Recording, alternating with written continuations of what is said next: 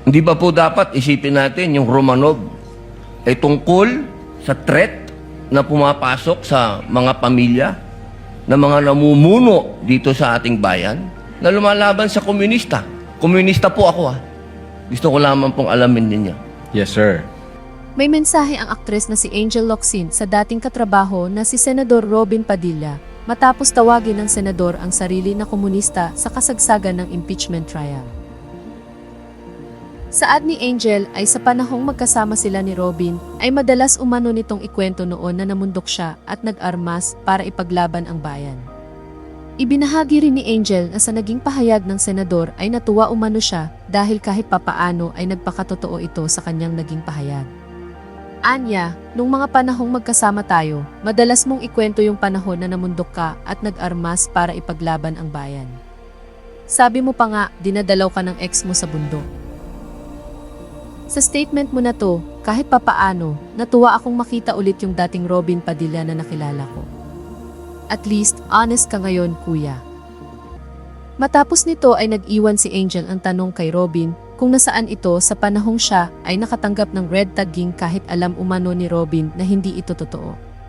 Pagpapatuloy niya, ang tanong ko lang, nasaan ka nung panahong nire-red tag ako kahit alam mong hindi totoo? Actually, kasama mo pa nga at katsikahan yung mga nangre-red tag.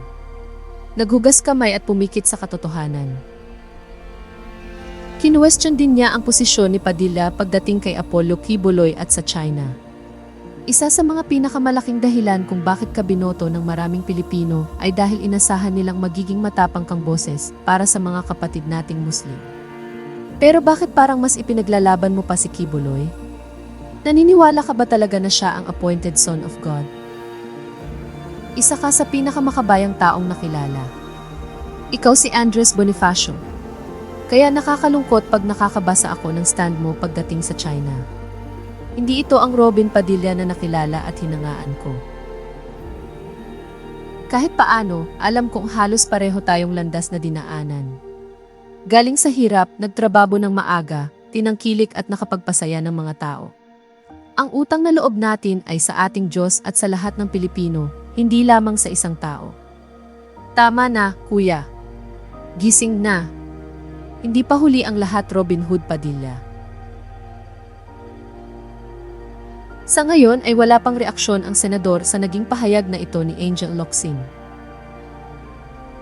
Umani ng samut-saring reaksyon mula sa mga netizens ang naging pahayag na ito ni Angel.